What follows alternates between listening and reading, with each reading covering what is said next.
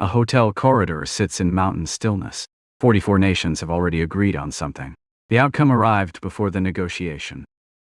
America entered that room holding something no other nation possessed. 7/10 of the world's gold already sat inside its vaults. The meeting was a formality. Every other major economy had been consumed. Britain was exhausted. The continent was rubble. America had grown stronger inside the same years that destroyed the others. A new architecture was proposed. Other currencies would orbit the dollar. The dollar would rest on gold. The system locked into place in a single session.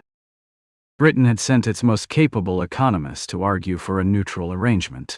He understood what was being lost. He lost anyway. The dollar became the axis around which all other currencies turned. This was not a temporary arrangement. It was a structural fact about the world going forward. Before America held that position, Britain held it. The pound settled trade between nations that had nothing to do with Britain. That was the nature of reserve currency status. America did not seize that system by force. It built a parallel infrastructure over decades. It waited until Britain could no longer sustain the weight it carried. The creditor holds a different kind of power. Nations that owe money cannot easily refuse the terms of those they owe it to. That logic has not changed. China has been extending credit across 3 continents for a quarter-century. Roads, railways, and deep-water ports, all financed from Beijing. The obligations followed the concrete. China also holds hundreds of billions in American sovereign debt. This is described as vulnerability. The creditor relationship runs in the other direction.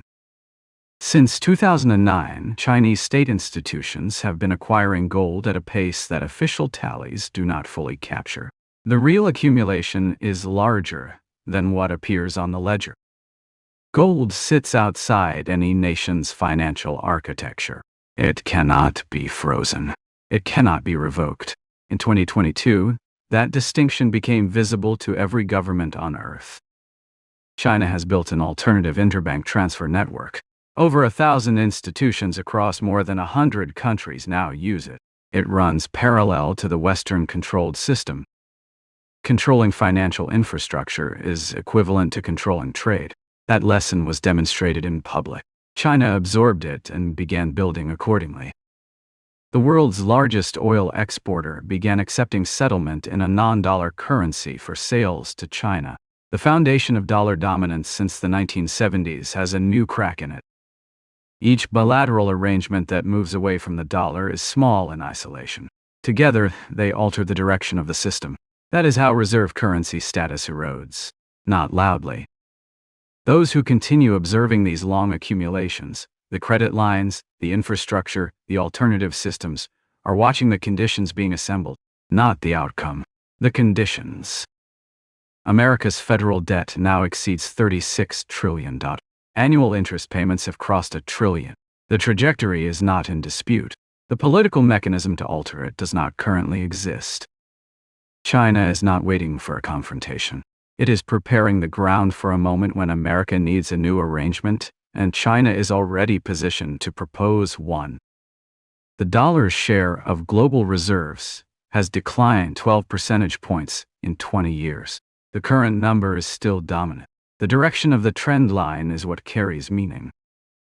Britain's reserve currency status did not end in a long erosion visible from the outside. It ended at a single meeting. 30 years of structural shift collapsed into one session. America did not need to defeat Britain in argument.